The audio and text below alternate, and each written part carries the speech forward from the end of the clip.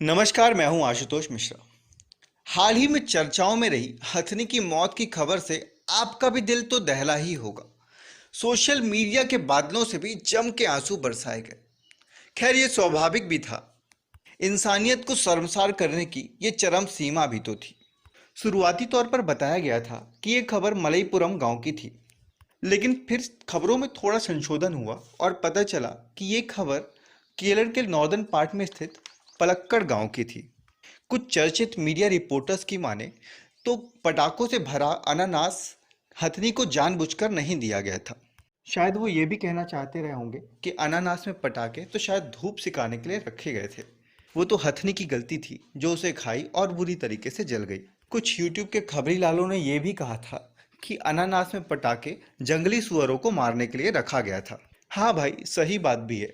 हाथी बड़ा होता है तो उसे बड़ा दर्द होगा और जंगली सुअर छोटा होता है तो उसे छोटा दर्द होगा। ये खबरों को टेढ़ा मेढ़ा करके बताने की आदत मुझे आज तक समझ नहीं आई इनकी। इस खबर को बहुत ज़्यादा ट्वीट किया गया। सभी ने ट्वीट किया, चाहे वो सेलिब्रिटी हो, चाहे वो बड़ा बिजनेसमैन हो कोई, या कोई क्रिकेटर हो। और उन्होंने भी ट्वीट किया जिन्होंने केरल के वायनाड में ही 27 मई 2017 को मां का दूध पीते हुए बछड़े को छीनकर जबरदस्ती घसीटा था और सरेआम केवल राजनीतिक विरोध के लिए बेरहमी से काटा था। और इतना ही नहीं साहब, उसे रोड में पकाकर खाया भी था। हाँ, तब इंसानियत थोड़ी शर्मसार हुई होगी। ये इंसानियत के शर्मसार होने का अलग अलग क्राइटेरिया मेरे समझ के तो बिल्कुल बाहर है साहब। खैर, ये सोशल मीडिया में अपनी एनिमल लवर छवि को सुधारने का बड़ा अच्छा मौका है, और शायद इसीलिए ये पढ़े लिखे जाहिर गवार लोग इस मौके को बिल्कुल अच्छी तरीके से भुना रहे हैं। आपको जानकर बिल्कुल भी हैरानी नहीं होनी चाहिए कि वाइल्ड लाइफ पॉपुलेशन 1970 से विश्व में 60% गिर चुकी है। और अगर हाथियों की ही बात की जाए तो भारत में कभी इनकी संख्या लाखों में हुआ करती थी, आज मात्र 27,000 ही बची है। कुछ एनिमल एक्टिविस्ट की माने तो हर साल केरल में ही करीब 600 हाथी मारे जाते हैं। और इन पढ़े लिखे लोगों का क्या ही कहना साहब, ये तो हाथियों का इंश्योरेंस भी इसलिए करवाते हैं ताकि उन्हें मार कर ये उस इंश्योरेंस का पैसा भी डकार सके। हाथियों के पैरों में जंग लगी कीलें ठोक दी जाती है ताकि वे गैंग्रीन नाम की बीमारी से तड़प तड़प के मर सकें। वैसे इस गॉड्स ओन लैंड कहे जाने वाले स्टेट में जानवरों को मारना कोई बड़ी बात नहीं। यहाँ तो सरकारें भी मुंह में दही जमाए बैठी रहती हैं। और हाल ही में देवभूमि कहे जाने वाले उत्तराखंड के बिलासपुर से भी ऐसी ही खबर आई है, जहाँ पर कुछ जल्लादों ने गाय के खाने में पटाखे मिलाया और जिसे खाने के बाद गाय का मुंह बहुत बुरी तरीके से जल गया। गाय का जला हुआ मुंह देखकर शायद किसी का भी मन विचलित हो सकता है।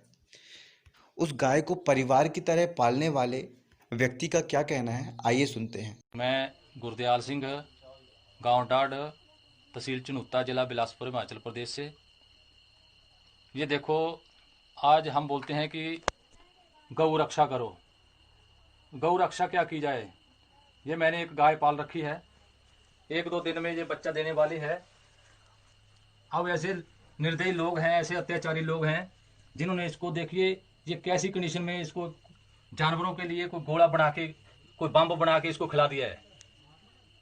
तो इसके ऊपर सख्त से सख्त कार्रवाई हो। जिसके भी पास ये वीडियो जाए, आगे से आगे शेयर करे, ताकि ये गौ हत्या है, ये बंद होनी चाहिए। फिर भी हथनी की तरह इस गाय की दुर्दशा चर्चाओं का मुद्दा नहीं बनेगी, क्योंकि शायद कुछ लोग ये मानते हों कि गाय तो आकार में छोटी होती है, शायद उसका दर्द कम होता हो। मुझे नहीं पता वो क्या सोचते हैं, लेकिन फिर भी ये जान जान पर भेद मुझे बिल्कुल भी समझ नहीं आता। दर्द तो सबका बराबर होता होगा ना। शायद कुछ लोग अपने स्वाद से भी विवश होते होंगे, और स्वाद किसी की जान थोड़ी देखता है। इन्होंने अपने स्वाद की बलि किसे नहीं चढ़ाया है।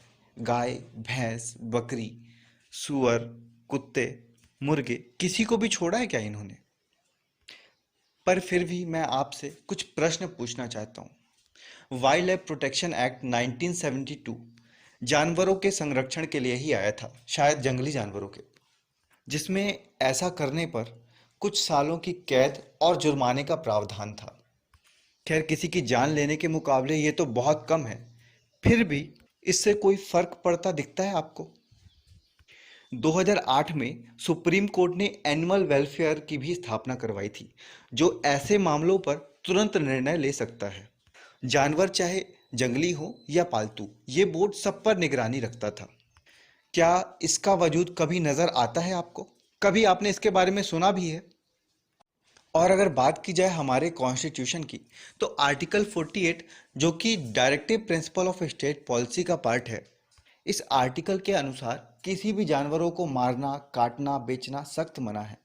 खास करके वे जानवर जिनसे किसी भी प्रकार की धार्मिक भावनाओं के जुड़े होने की बात कही गई है। क्या इसके बारे में कभी सुना है आपने? और संविधान की दुहाई देने वाले कुछ राक्षस क्या कभी इसका पालन करते हुए नजर आए हैं? एक सवाल मैं सोशल मीडिया में अपना स्टेटस एनिमल लवर लिखने वालों से भी करना चाहूँगा। क्या आपके लिए एनिमल मतलब कुत्ते ही होते हैं क्या? गाय, बकरे, चिकन, मछलियाँ ये जानवर नहीं है क्या आपके लिए? आप इतने बड़े एनिमल लवर हो जाते हो कि आपको थालियों में भी एनिमल्स ही चाहिए होते हैं।